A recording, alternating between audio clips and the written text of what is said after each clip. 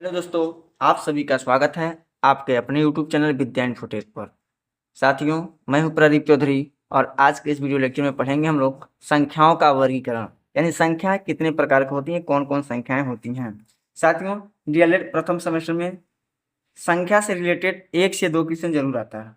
तो आइए हम देखते हैं संख्याओं का वर्गीकरण। प्यारे साथियों, आइए हम इसका एक ग्राफ बनाते हैं, ग्राफ के माध्यम से समझते हैं। उसके बाद हम एक एक करके संख्याओं का डिफिनेशन सहित संपूर्ण व्याख्या करेंगे। देखिए, संख्याओं का वर्गीकरण 2 प्रकार का होता है। क्या हम कह सकते हैं साथियों? गौर से देखिएगा। संख्याओं का वर्गीकरण में हम आएंगे तो 2 प्रकार का। पहला क्या होगा? हम कहेंगे वास्तविक संख्या। वास्तविक संख्या, वास्तविक संख्या, वास्तविक संख्या जिसको इंग्लिश में कहते हैं रियल नंबर। दूसरा होता है प्यारे साथियों, यहाँ पे लिखेंगे हम काल्पनिक संख्या। काल्पनिक संख्या, काल्पनिक संख्या को हम इंग्लिश में बोलते हैं इमेजिनरी नंबर। साथियों ध्यान से देखिए, आखिर वास्तविक संख्या क्या होती है और काल्पनिक संख्या क्या होती है, इसके बारे में सीखेंगे। देखिए, वास्तविक संख्या को हम नंबर लाइन पे रिप्रेजेंट किया जा सकता है। वास्तविक संख्या को संख्या रेखा पर हम रिप्रेजेंट कर सकते हैं, लेकिन काल्पनिक संख्या को हम संख्या रेखा पर रिप्रेजेंट नहीं कर सकते हैं। एक हमारा अंतर यह होता है। दूसरा क्या होता है? वास्तविक संख्या किसे कहते, कोई पूछ दिया तो आप एकदम सरल भाषा में बता सकते हैं, परिमेय संख्या और अपरिमेय संख्या के समूह को वास्तविक संख्या कहते हैं।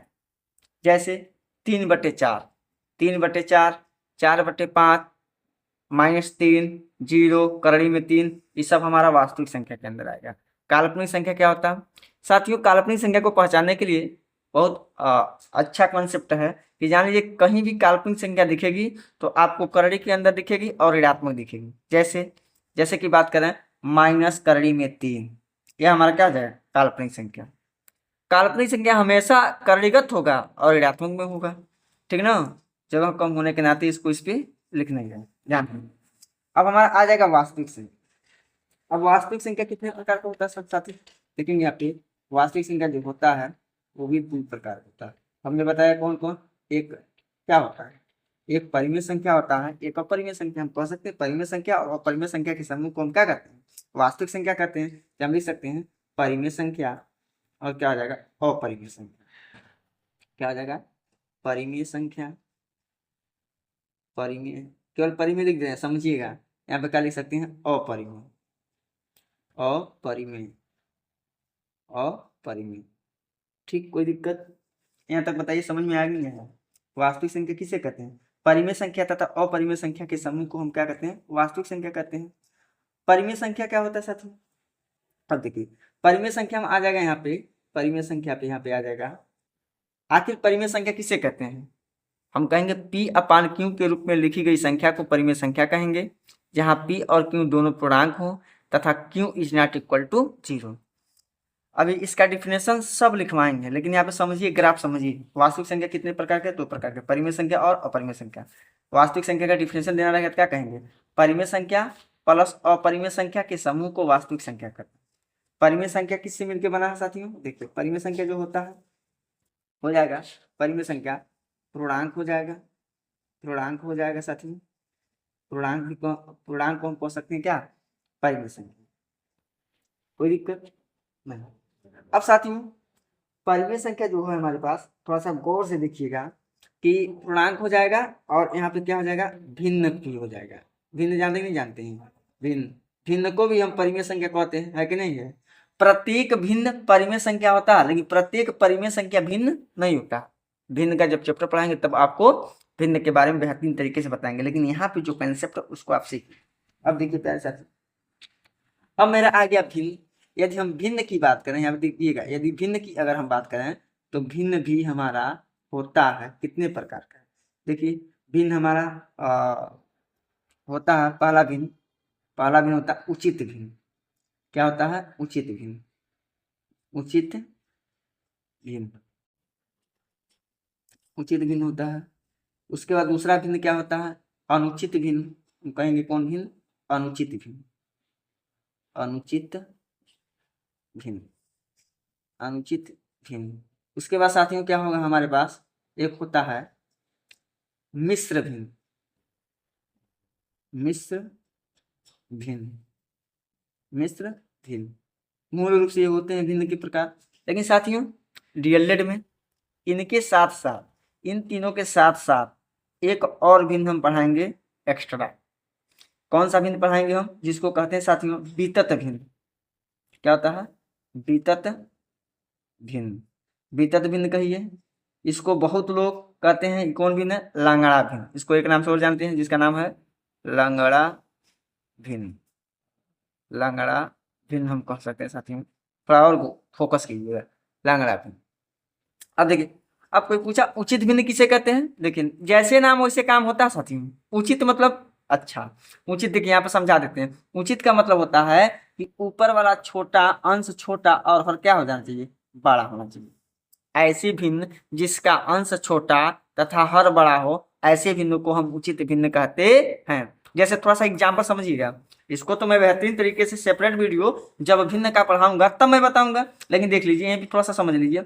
मान लीजिए आपके खेत में काम हो रहा है, देखिए आपके खेत में क्या हो रहा है, काम हो रहा है। 3 आदमी काम कर रहे हैं, आप 5 लड्डू लेके गए। हमारे खेत में कितने लोग काम कर रहे हैं, चाहे आपके खेत में कितने लोग काम कर रहे हैं, 3 लोग काम कर रहे हैं। आप कितने लड्डू लेके गए हैं, 5 लड्डू लेके गए हैं। तो वह मजदूर कहेंगे सब, वाह क्या उचित काम किए, 3 लोग हैं और 5 लड्डू आया है, यानी बहुत उचित काम किए हैं। अब देखिए अनुचित भिन्न किसे कहते हैं, अब यहाँ देखिए अनुचित भिन्न में क्या होगा, देखिए अंश बड़ा होगा और हर यहीं पे क्या हो जाएगा, छोटा हो जाएगा, उसी को अनुचित भिन्न कहेंगे। देखिए समझिएगा, मान लीजिए कि 5 मजदूर हैं आज 3 लड्डू लेके जाएंगे, तो क्या बोलेंगे सब कि उचित काम नहीं हुआ, या बहुत अनुचित काम हुआ है, कम से कम एक एक लड्डू तो आना चाहिए। बात समझ में आ गई होगी। उचित भिन्न अनुचित भिन्न भी आपको अच्छे ढंग से समझ में आ गई होगी। बाकी मिश्र भिन्न और वितत भिन्न, लंगड़ा भिन्न किसे कहते हैं, हम जब भिन्न का चैप्टर पढ़ाएंगे तो उसमें आपको अच्छे ढंग से बता देंगे। लेकिन उचित भिन्न अनुचित भिन्न यह परीक्षा के दृष्टि से बहुत ज़्यादा इंपॉर्टेंट है, इसीलिए यहाँ पे थोड़ा सा बता दिए हैं। इसी के बारे में विशेष चर्चा होगा। अब देखिए साथियों यहाँ थोड़ा और समझेंगे। देखिए पूर्णांक, पूर्णांक कितने प्रकार के होते हैं, ध्यान देखिएगा। पूर्णांक, यहाँ पे हम बात करेंगे पूर्णांक के बारे में। तो पूर्णांक किसे कहते हैं, थोड़ा गौर से देखिएगा। पूर्णांक में आता है ऋणात्मक संख्या आता है। क्या होता है, ऋणात्मक में आता है। पूर्णांक जो होता है ऋणात्मक होता है। जितने भी ऋणात्मक संख्या होती है वो पूर्णांक की श्रेणी में आती है। उसके बाद ऋणात्मक के साथ साथ क्या होता है, जीरो होता है। जीरो को क्या कहते हैं, तटस्थ बोलते हैं। जीरो को क्या बोलते हैं, तटस्थ होता है। जीरो को क्या बोलते हैं, तटस्थ बोलते हैं साथियों। अब उसके बाद प्यारे साथियों एक आता है धनात्मक संख्या। क्या होता है, धनात्मक, धनात्मक ऋणात्मक संख्या, धनात्मक संख्या। यहाँ पे संख्या भी हम इंक्लूड कर सकते हैं, कोई दिक्कत नहीं है। संख्या यहाँ पे धनात्मक संख्या, धनात्मक संख्या। ध्यान से देखिएगा, धनात्मक संख्या कौ प्रकार का होता है, ध्यान से। धनात्मक संख्या के एक और नाम होता है, जो पूर्णांक होता है ऋणात्मक संख्या, धनात्मक संख्या तथा साथ साथ में क्या होता है, जीरो भी इंक्लूड होता है। जैसे देखिए पूर्णांक यही है 0, 1, 2, 3 चला जाएगा। यहाँ पे -1, -2, -3 डायरेक्ट इसे भी चला जाएगा।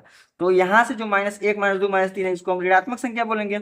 1, 2, 3, 4 इसको हम धनात्मक संख्या बोलेंगे। और जीरो को क्या बोलेंगे, तटस्थ बोलेंगे। जो जीरो है इसी से हम इसी के पूरे ग्रुप को या पूरे समूह को क्या बोलते हैं, पूर्णांक बोलते हैं साथियों। अब देखिए जो धनात्मक संख्या होता है इसको एक नाम से और जान सकते हैं, इसका नाम होता है प्राकृतिक संख्या। क्या होता है, प्राकृतिक संख्या। क्या साथियों, ये होता है प्राकृतिक संख्या। अब देखिए प्राकृतिक संख्या होता है। अब थोड़ा गौर से देखिएगा, यहाँ पे इसको हम बोलेंगे क्या, प्राकृतिक संख्या। अब इसके बाद में प्यारे साथियों यहाँ पे धनात्मक संख्या या प्राकृतिक संख्या भी 2 प्रकार से हम बांट सकते हैं। 2 प्रकार से बांट सकते हैं। कौन कौन प्रकार होता है प्यारे साथियों, एक हम बांट सकते हैं गुणनखंड के आधार पे। किसके आधार पे हम बांट सकते हैं प्यारे साथियों, गुणनखंड के आधार पे। एक होता है 2 से विभाज्यता के आधार पे। हम कह सकते हैं प्राकृतिक संख्या को बांट सकते हैं 2 से विभाज्यता के आधार पे। विभाज्यता, 2 से विभाज्यता के आधार पर, के आधार पर हो जाएगा साथियों। एक हो जाएगा गुणनखंड के आधार पे, गुणनखंड के आधार पर, गुणनखंड के आधार पर। उम्मीद है साथियों कि इतनी बात आपको अच्छे ढंग से समझ में आई होगी। अब दो से विभाज्यता के आधार पे कितने प्रकार का होता है, तो दो से विभाज्यता के आधार पे देखिए ध्यान से, दो प्रकार का होता है। कौन कौन, थोड़ा गौर कीजिएगा। दो से विभाज्यता के आधार पे दो प्रकार का होता है। कौन, जो दो से भाग देने पे कट जाए उसे हम कौन संख्या बोलते हैं, सम संख्या बोलते हैं। सम संख्या वे धनात्मक संख्या या वे प्राकृतिक संख्याएं जो दो से भाग देने पे पूर्ण रूप से विभाजित हो जाती हैं उसे सम संख्या बोलते हैं। और जो दो से पूर्णतः विभाजित नहीं हो उसे कौन सी संख्या बोलेंगे, विषम संख्या, लिखेंगे उसको विषम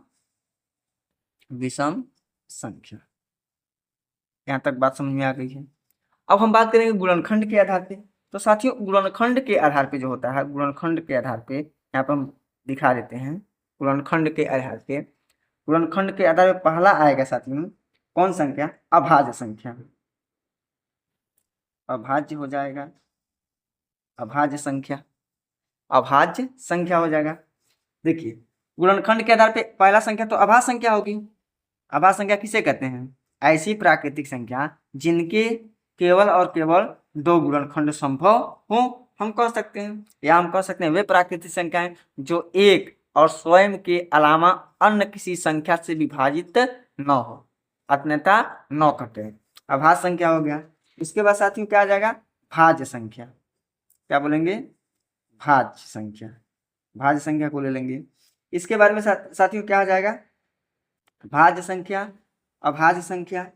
अब हम क्या कर सकते हैं साथियों, एक हम एक्स्ट्रा पढ़ेंगे, एक्स्ट्रा पढ़ेंगे, इसी में पढ़ा देंगे हम आप लोगों को, जिसको कहते हैं सह अभाज्य संख्या।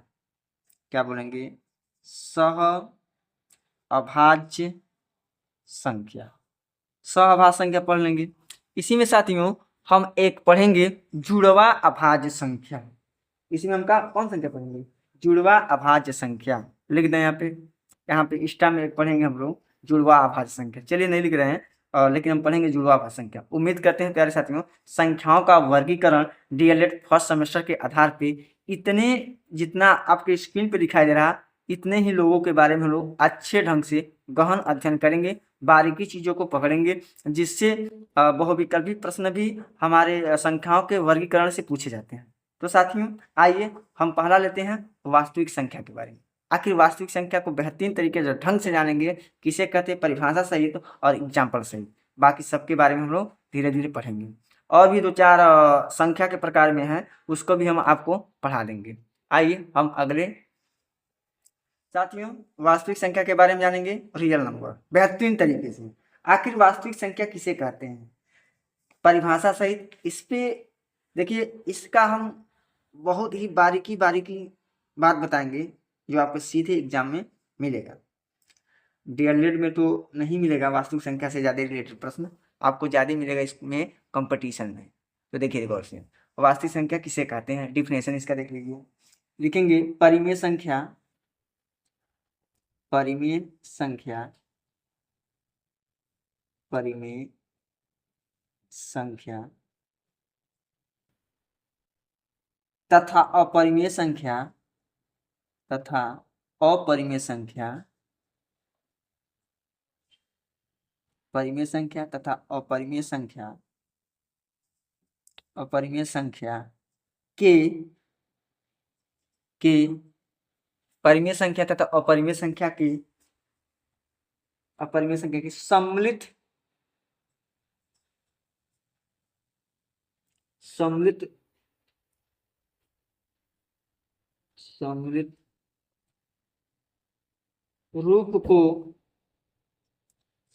रूप को वास्तविक संख्या कहते हैं। सम्मिलित रूप को वास्तविक संख्या कहते हैं, संख्या कहते हैं। एक डिफिनेशन इस प्रकार से हम बता सकते हैं। कोई पूछेगा बताइए वास्तविक संख्या किसे कहते हैं, तो आप बोलिएगा परिमेय संख्या तथा अपरिमेय संख्या के सम्मिलित रूप को वास्तविक संख्या कहते हैं। साथियों यदि दूसरे शब्दों में भी कह सकते हैं, या क्या, वह संख्या वह संख्या वह संख्या जिन्हें हम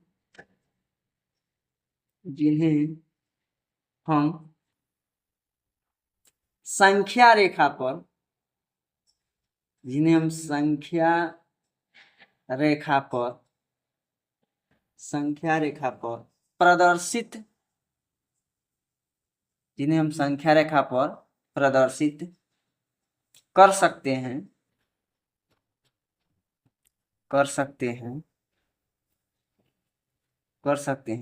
वास्तविक संख्या कहलाती है। क्या कहलाती है? वास्तविक संख्या कहलाती है।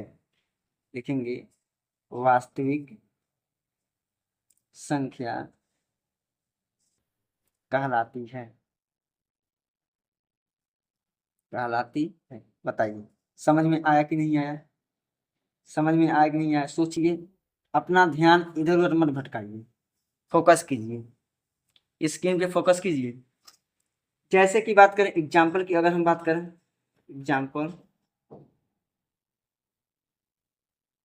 एग्जाम्पल देख लीजिए। जैसे 0 भी एक वास्तविक संख्या है, -5 भी एक वास्तविक संख्या है, -6/13 भी एक वास्तविक संख्या है, करड़ी में 8 भी एक वास्तविक संख्या है, 3 घनमूल 18 भी एक वास्तविक संख्या है, पाई भी एक वास्तविक संख्या है, इत्यादि। कुछ परिमेय संख्याओं को लिख दिए हैं और कुछ अपरिमेय संख्याओं को लिख दिए हैं। यही तो है हमारा वास्तविक संख्या। बात समझ में आ गई है? देखिए, हम कह सकते हैं सभी, ध्यान से सुनिएगा, सभी, ध्यान से इस बात को मेरा ध्यान से सुनिए। ये बताइए, आपसे कोई प्रश्न कर दिया, बताइए क्या सभी वास्तविक संख्याएं परिमेय संख्या हो सकती हैं? क्या सभी वास्तविक संख्याएं परिमेय संख्या हो सकती हैं? बिल्कुल नहीं।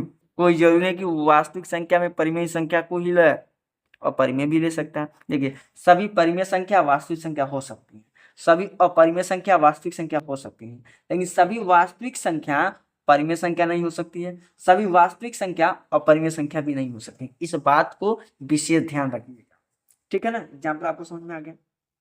इसका एक और ट्रिक होता है साथियों, पहचानने के लिए वास्तविक संख्या है कि नहीं है, तो उसको नोट बना के लिखिएगा। नोट बना के, मान लीजिए दे दिया निम्नलिखित में से कौन वास्तविक संख्या है, तो नोट वाला बात जो है काम आने। देखिए, जानेंगे वे संख्याएं जो संख्या देगा आप एग्जाम में, वे संख्याएं जिनका वर्ग करने पर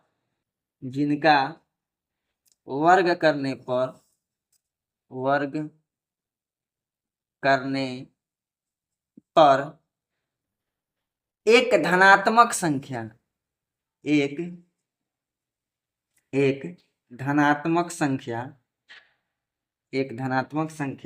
प्राप्त हो। एक धनात्मक संख्या क्या हो? प्राप्त हो। देखिए, कोई संख्या है, पूछ रहा है कोई, बताइए है वास्तविक संख्या है कि नहीं है, फटाक दे उसका वर्ग कर दीजिए। वर्ग करने पर यदि वह संख्या धनात्मक के रूप में प्राप्त होती है तो वह वास्तविक संख्या 100% होगी। जैसे कि बात करें एग्जाम्पल, मान लीजिए हम ले लिए 5, कर लिए हमने 5 ले लिया। अब बताइए 5 जब हम ले लिए, अब 5 का क्या करेंगे? हमने कहा इसको बताना कि वास्तविक संख्या की नहीं है, तो 5 का हम क्या करेंगे? वर्ग करेंगे। तो 5 का वर्ग कीजिए, 5 का स्क्वायर। अब 5 का स्क्वायर क्या होगा? 25। 25 जो कि एक धनात्मक संख्या है कि नहीं है? इसलिए हम कह सकते हैं साथियों कि जो 25 है वास्तविक संख्या बिल्कुल। -6/7 हमने ले लिया। अब इसका क्या करेंगे? वर्ग करेंगे, यानी -6/7 का क्या हो जाएगा? स्क्वायर हो जाएगा। तो 6 का स्क्वायर 36, अब माइनस का स्क्वायर क्या होता है? ध्यान सुनिएगा। देखिए, माइनस का यदि वर्ग कीजिएगा तो यह प्लस होता है। अब प्लस का वर्ग भी करेंगे तो क्या होता है साथियों? प्लस ही होता है। चिन्हों का गुणनफल भी हम समझाएंगे। अब चिन्हों पर पावर चाहे जितना भी लगा दीजिए, लेकिन यह देखना है आपको चिन्ह पे पावर सम में है कि विषम में है। सम में होगा तो धनात्मक में होगा, विषम में होगा तो ऋणात्मक होगा। किस पे? माइनस वाले पे। प्लस पे चाहे जो पावर भी हो, जो भी पावर हो वो हमेशा प्लस में मिलता है। तो 6 का स्क्वायर 36, माइनस का स्क्वायर प्लस होगा 36, 7 सते 49। चूंकि प्लस आगे लिखते नहीं है, 36/49 बताइए धनात्मक संख्या आगे नहीं है, आया। तो ये भी हमारा कौन संख्या है, वास्तविक संख्या होगा। बात समझ में आ गया। जैसे मान लीजिए करड़ी में हम किसको ले लिए, करड़ी में हम 7 को ले लिए, करड़ी में किसको ले लिए 7 को। अब 7 का स्क्वायर कीजिए, करड़ी में 7 का स्क्वायर, 7 का स्क्वायर तो कितना हो जाएगा 7 ही होगा। तो हम कह सकते हैं ये भी हमारा कौन संख्या है, वास्तविक संख्या है। उम्मीद करते हैं साथियों कि आपको वास्तविक संख्या बहुत अच्छे ढंग से समझ में आया है। साथियों यदि मेरा पढ़ाया वो समझ में आ रहा हो तो मेरा ज़्यादा से ज़्यादा सपोर्ट कीजिए, वीडियो को ज़्यादा से ज़्यादा लोगों में शेयर कीजिए, चैनल को सब्सक्राइब भी कीजिए। अब आइए प्यारे साथियों हम अगले संख्या को लेते हैं और वह संख्या है क्या, काल्पनिक संख्या। अब जानते हैं साथियों कि काल्पनिक संख्या किसे कहते हैं। साथियों काल्पनिक संख्या के बारे में देखिए, काल्पनिक संख्या को इंग्लिश में इमेजिनरी नंबर बोलते हैं। संख्याएं जो वास्तव में न हो, केवल कल्पना में हो, केवल किसमें हो, कल्पना में हो, अर्थात संख्याएं जिसे ठीक ढंग से परिभाषित नहीं किया जा सके, काल्पनिक संख्या कहलाता है। एक बात और इसमें, एक बात और है साथियों कि इसे आई से प्रदर्शित करते हैं, इसे आई से, आई इसको नहीं बोलते हैं, इसका शुद्ध नाम होता है गणितीय भाषा में आयोटा। क्या होता है, आयोटा, आयोटा, आयोटा द्वारा इसको लिख सकते हैं, इसे आयोटा द्वारा प्रदर्शित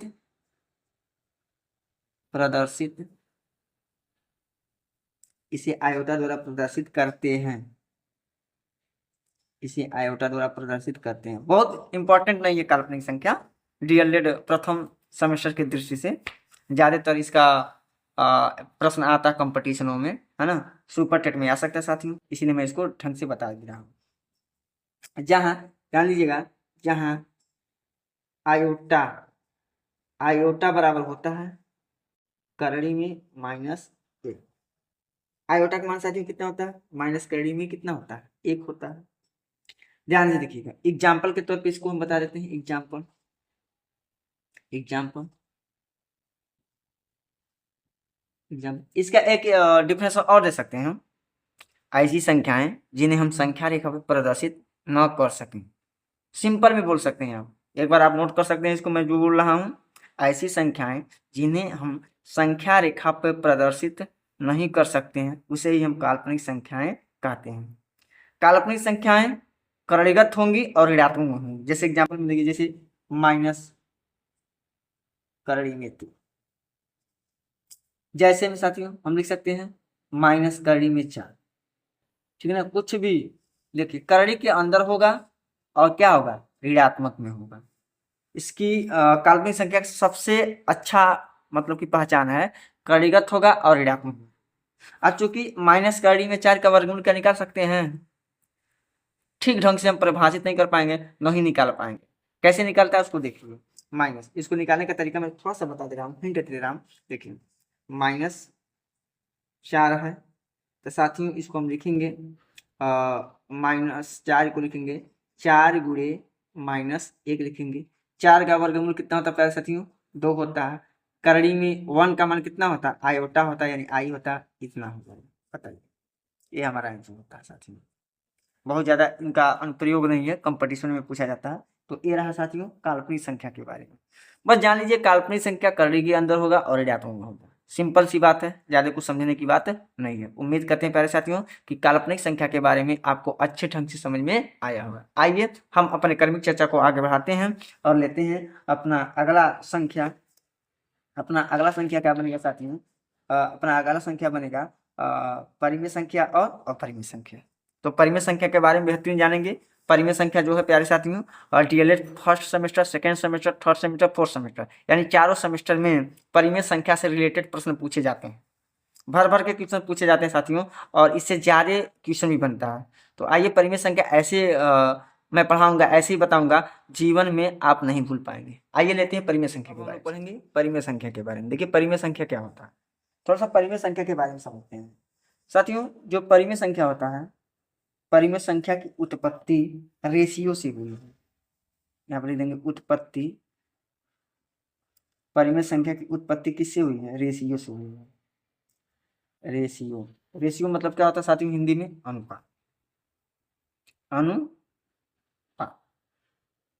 परिमेय संख्या की उत्पत्ति कोई पूछेगा किससे हुई है, तो रेशियो से हुई है। रेशियो क्या बोलेंगे हम? अनुपात बोलेंगे साथ। अब जैसे रेशियो का मतलब क्या होता है? सी, मान लीजिए रेशियो का मतलब क्या? X ratio y, x ratio y है, तो साथियों इसको हम लिख सकते हैं यक्स बटे वाई, यक्स बटे वाई। यक्स बटे जो वाई है साथियों, अब देखिए यक्स बटे जो वाई है यह सबसे सरलतम रूप होना चाहिए। सरलतम का मतलब क्या होता है? देखिए 2/3 सरलतम रूप है, लेकिन 4/6 सरलतम रूप नहीं है, ये कटेगा। देखिए 2 दूनी 4, 2 तिहाई 6, इसलिए इसको हम क्या बोलेंगे? सरलतम रूप बोलेंगे। 2 और 3 कैसी संख्या? सअभाज्य संख्या। कैसी संख्या? देखिए 2 और 3 कौन संख्या है? सअभाज्य संख्या है। आखिर सअभाज्य संख्या किसे कहते हैं? ऐसी दो संख्याओं का पेयर जिनका मतलब जिनके बीच का मौसम क्या हो? एक हो, उसी को हम कहते हैं सअभाज्य संख्याएं। तो मान लेंगे यहाँ पे जो यक्स और वाई है ये कौन सा रूप है? सरलतम रूप है, सरलतम रूप है, सरलतम रूप है। जहां इसमें यक्स वाई का है, यहाँ पे जहां लिख सकते हैं जहां यक्स का वाई दोनों दोनों सहअभाज्य संख्या है, सहअभाज्य संख्या, सहअभाज्य संख्या है। देखिए डीएलएड प्रथम semester, second semester, third semester, fourth semester, चारों सेमेस्टर के लिए यह सबसे आईएमपी है। आईएमपी है, नोट कर लीजिए। मैं बता दूंगा कौन आईएमपी है, उसी पे विशेष फोकस आपको करना है।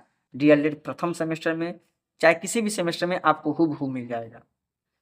अब देखिए इसी को साथियों जब यक्स वाई दोनों सहअभाज्य संख्या होंगे तो इसको हम कहेंगे यक्स वाई को यह मानक परिमेय संख्या है, मानक परिमेय संख्या इसको बोल सकते हैं। इसको हम क्या बोलेंगे? मानक परिमेय संख्या। स्टैंडर्ड फॉर्म में है, स्टैंडर्ड फॉर्म में है कौन? या जो एक्स वाई परिमेय संख्या। उम्मीद करते हैं प्यारे साथियों कि जो परिमेय संख्या की उत्पत्ति है क्या होता है, अभी तो इसका डिफिनेशन नहीं बताएं, इसके बाद अब आपको हम डिफिनेशन बताने का प्रयास करेंगे और ढंग से प्रयास करेंगे कि ताकि परिमेय संख्या से कोई भी सवाल आए तो आप यूं चुटकियों में अच्छे ढंग से सॉल्व कर सकते हैं। तो आइए हम परिमेय संख्या की डिफिनेशन लिखवाते हैं। अब परिमेय संख्या का डिफिनेशन हम जानेंगे क्या होता है। तो डिफिनेशन होता है संख्याएं जिसे P अपान Q के रूप में व्यक्त किया जा सके। किसके रूप में? P अपान Q के रूप में व्यक्त किया जा सके। परिमेय संख्या लिखेंगे, परिमेय संख्या,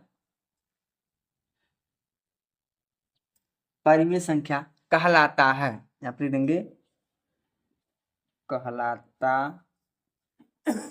है, कहलाता है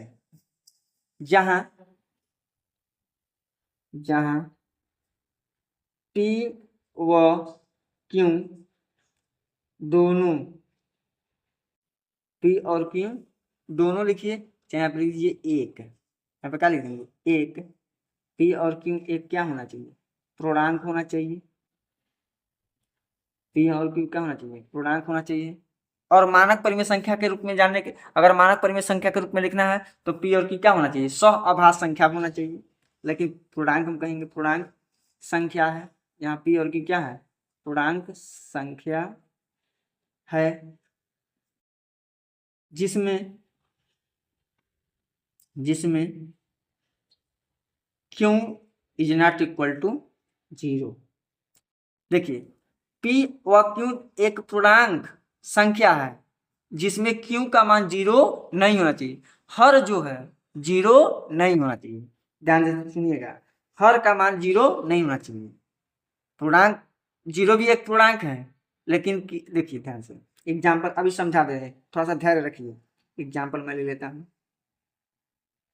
एग्जाम्पल जैसे 5/3 एक परिमेय संख्या।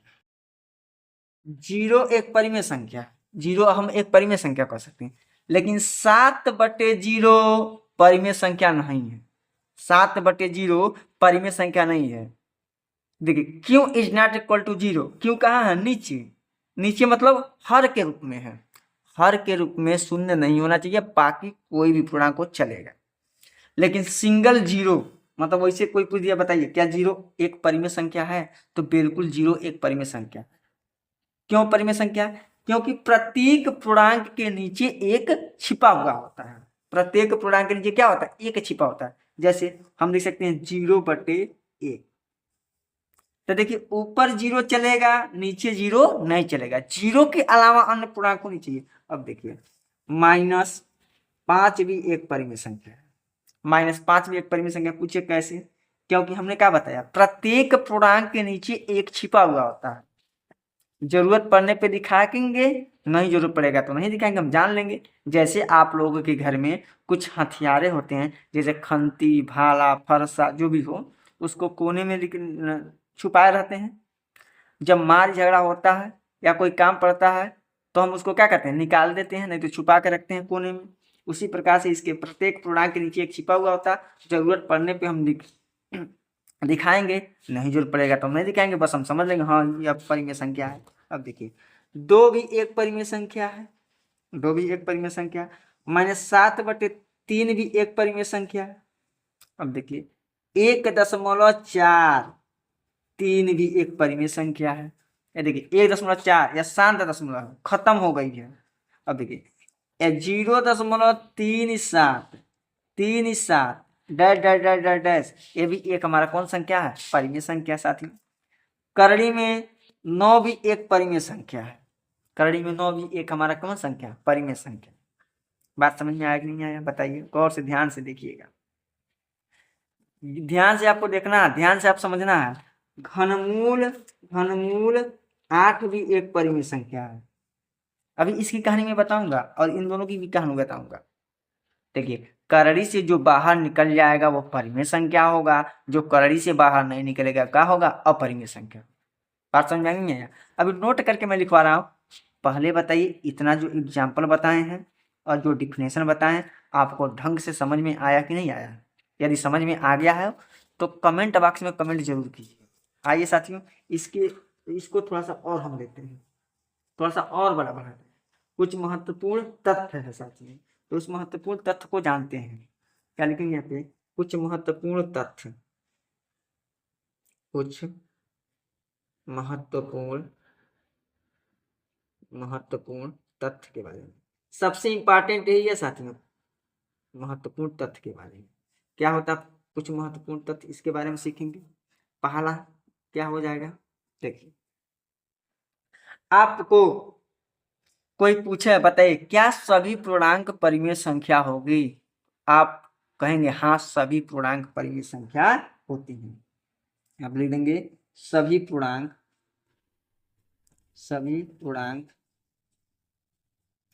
परिमेय संख्या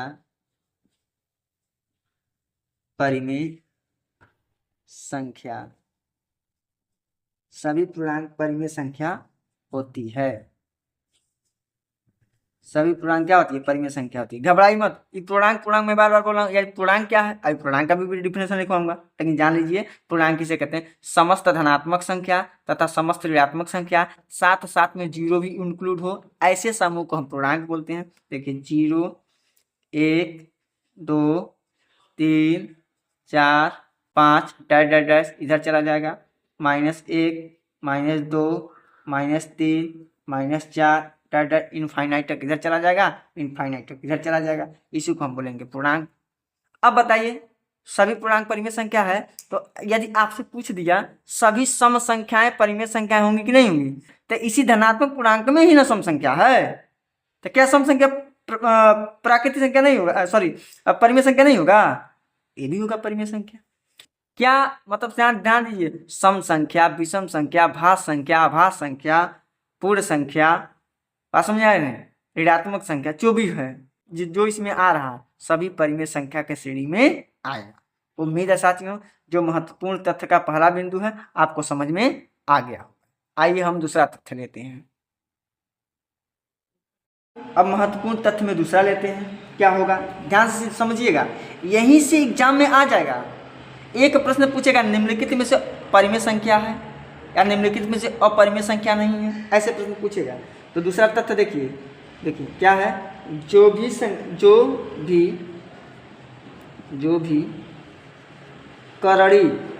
करड़ी में समझ रहे हैं रूट से, चाहे वह स्क्वायर रूट हो, चाहे वह क्यूब रूट हो, चाहे वह फोर्थ रूट हो, चाहे वह सिक्स रूट हो, चाहे वह फिफ्थ रूट हो, जो भी करड़ी से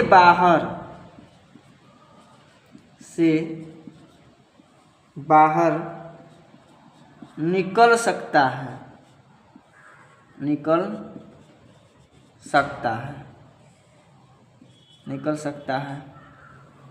ऐसी सभी संख्याएं अपने भाषा में लिखवा रहे हैं, ऐसी सभी संख्याएं परिमेय होगी, ऐसी सभी संख्याएं परिमेय संख्या होती है, समझिएगा। आपको पता होना चाहिए, एक होता है क्या, आपको यहाँ पता होना चाहिए, यहाँ पर लिख देते हैं पूर्ण वर्ग, एक होता है प्यारे साथियों पूर्ण घन। इसका मतलब क्या होता है, पूर्ण यानी कि करड़ी के अंदर पूर्ण वर्ग वाली संख्या होनी चाहिए, करड़ी के अंदर पूर्ण घन वाली संख्या होनी चाहिए, ऐसी ही ना संख्या करड़ी से बाहर निकल पाएगी, तो उसी को हम कहेंगे क्या, परिमेय संख्या बोल देंगे। एग्जाम्पल के तौर पे हम देखते हैं यहाँ पे साथियों, एग्जाम्पल देखिए गौर से, जैसे कि अगर बात करेंगे साथियों, यहाँ पे ले लेते हैं करड़ी में 16, क्या बताइए 16 किसी का वर्ग है, बिल्कुल है, आप बोलेंगे 4 का स्क्वायर, 4 का वर्ग 16, लेकिन हम लेते हैं करड़ी में 7, क्या बताइए किसी संख्या का वर्ग 7 है, तो नहीं है, तो इसलिए करड़ी में 7 परिमेय संख्या नहीं होगी, और करड़ी में 16 परिमेय संख्या होगी, क्योंकि करड़ी में 16 पूरा बाहर निकल आएगा, यानी किसके रूप में होगा, 4 के रूप में होगा। आज 4 को हम 4/1 या पान के रूप में हो गया कि नहीं हो गया, इसलिए हम कह सकते हैं करड़ी में 16 भी एक परिमेय संख्या है। अब जैसे करड़ी में हम क्या ले लेते हैं, 25 ले लेते हैं, करड़ी में 25 का मान कितना होता है, 5 होता है, पूरा बाहर निकल जाएगा। करड़ी से मान निकला तो पूर्णांक के रूप में निकला, दशमलव के रूप में नहीं निकलनी चाहिए, दशमलव में समझ रहे हैं, जैसे करड़ी में 3 का मान कितना, 1.732, करड़ी से सब बाहर निकल सकता है, अप्रॉक्स वैल्यू के रूप में निकल सकता है, अप्रॉक्स वैल्यू के रूप में नहीं होना चाहिए, पूरा सही ढंग से निकलनी चाहिए। आपको समझ में आ गया होगा, उम्मीद करते हैं। अब जैसे घनमूल 8 8 का घनमूल क्या होगा, 2 होगा, 2 का घन क्या होता है, 8 होता है साथी में, इसलिए हम कह सकते हैं, यानी ध्यान दीजिएगा 6 यहाँ पर लगा दिए 125 होगा कि नहीं है, 5 × 25 = 125, सॉरी 5 × यहाँ पे घनमूल लिखिए, घनमूल 125, 5 × 25 = 125 हो जाएगा साथियों, होगा कि नहीं होगा, एकदम बिल्कुल तरीके से आप इसी तरीके से आप चीज़ों को समझ सकते हैं। उम्मीद करते हैं प्यारे साथियों कि आपको दूसरी भी बात आपको ढंग से समझ में आई है। अब आइए महत्वपूर्ण तथ्य में तीसरी सबसे ज़्यादा महत्वपूर्ण तथ्य आपको मैं बताने जा रहा हूँ। किन्हीं 2 परिमेय संख्याओं के बीच, याद कर लीजिएगा, किन्हीं 2 परिमेय संख्याओं के बीच, 2 परिमेय संख्याओं के बीच